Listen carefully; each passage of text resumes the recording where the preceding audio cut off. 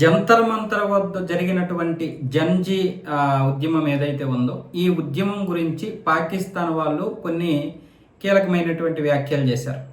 ఈ యొక్క ఉద్యమాన్ని చూస్తే నిజంగా మేము గర్వంగా ఫీల్ అవుతున్నాము. ఇలాంటి యువతే ప్రతి దేశానికి ఉండాలి. నేపాల్, బంగ్లాదేశ్ యువతలాగే ఇక్కడ జంజీ కూడా చాలా బాగా స్పందించారు జరుగుతున్నటువంటి అవినీతి మీద, అలాగే పేపర్ లీకేజ్ గురించి. కానీ మా యువత మాత్రం బిర్యానీకి అమ్ముడైపోతున్నారు. మా దగ్గరే తినడానికి తిండి లేదంటే వచ్చేసి భారతదేశానికి జంజీకి ఫండింగ్ పంపించమంటున్నారు. మేమే అడుక్కు తినేటటువంటి పరిస్థితుల్లో ఉంటే మేము ఇంకెక్కడి నుంచి పంపిస్తాము అని చెప్పి అక్కడ యువత కొంతమంది ప్రశ్నిస్తున్నారు. వాస్తవంగా అయితే వాళ్ళు చెప్పింది నిజమే. పాకిస్తాన్ నుండి ఫండింగ్ రాలేదు. కొంతమంది పాకిస్తాన్ నుంచి కూడా ఫండింగ్ వచ్చింది అంటున్నారు. అసలు పాకిస్తాన్ నుంచి ఫండింగే రాలేదు. పాకిస్తాన్కి చెందినటువంటి ఉంటే ఉగ్రవాదులు ఎవరు అందులో కలిసి ఉండొచ్చు, కానీ ఇదంతా ఖలిస్తానీ ఉగ్రవాదుల నుండి వచ్చినటువంటి ఫండింగ్.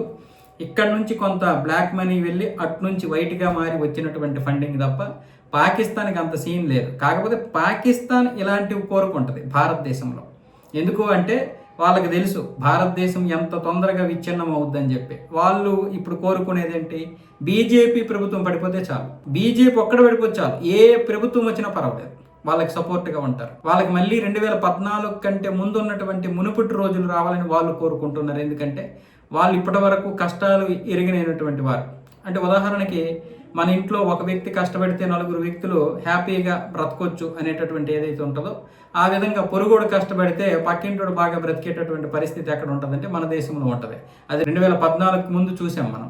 పాకిస్తాన్ హ్యాపీగా బ్రతికేసింది. మీరు ఆలోచించండి, 2014 వరకు పాకిస్తాన్ ఎలాంటి ఆర్థిక సంక్షోభం లేకుండా బ్రతికింది, రాజకీయ సంక్షోభం కూడా లేదు. మరి అక్కడ అప్పట్లో ఏం కంపెనీలు ఉన్నాయని, మరి ఏ విధంగా ఆర్థిక వ్యవస్థ అంత స్థిరంగా ఉంది? మరి 2014 తర్వాత పాకిస్తాన్ ఏం కోల్పోయిందని అంత ఆర్థిక సంక్షోభంలో కొట్టుమిట్టాడుతుంది?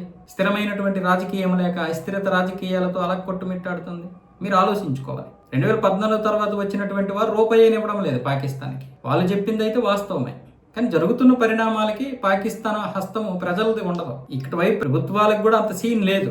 కాకపోతే వాళ్ళు ఎదురు చూస్తుంటారు, ఇక్కడ ఉన్నటువంటి ప్రభుత్వం పడిపోవాలని ఎదురు చూస్తారు.